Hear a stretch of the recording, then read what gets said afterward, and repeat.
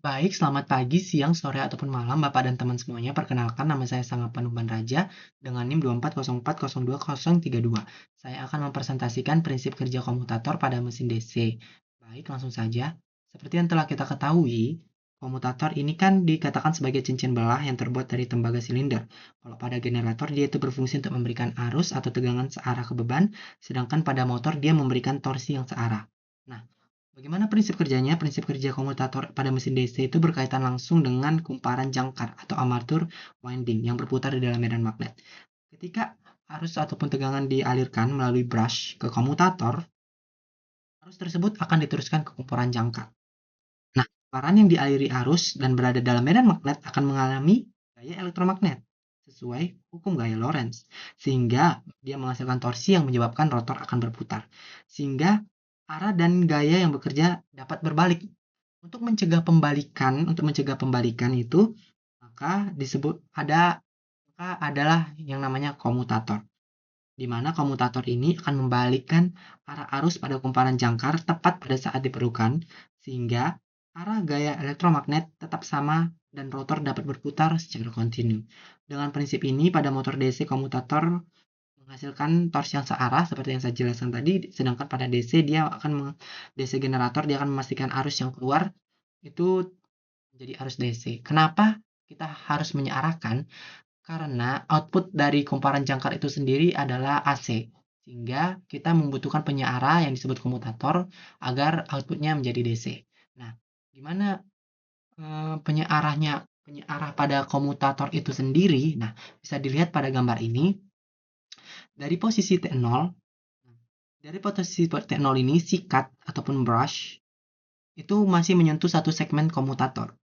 Karena ada dua jalur paralel, dua jalur paralel, maka arus terbagi sama besar, masing-masing IA per 2. Jadi, arus di kumparan A adalah IA per 2. Dan arahnya itu ke kanan.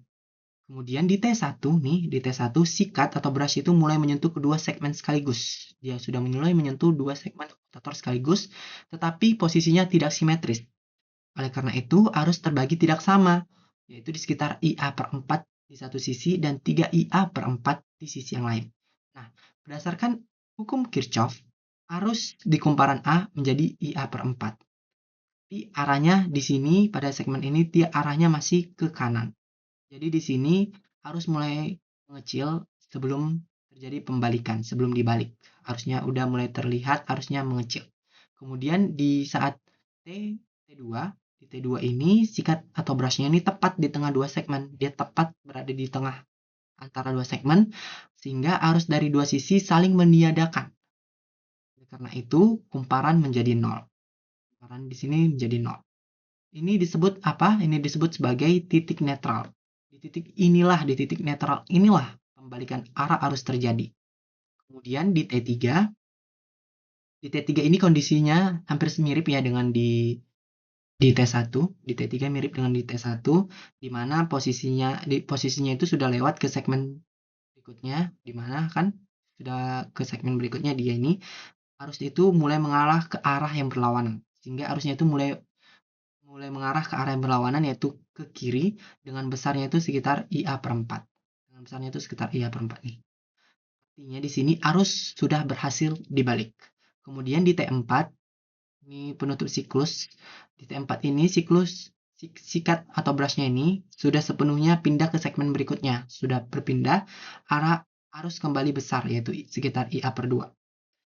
Tetapi arah arusnya ini udah berubah menjadi ke kiri. Jadi kalau diperhatikan nih ya, arah arus kumparan itu tidak langsung berubah arah, tetapi melalui proses bertahap.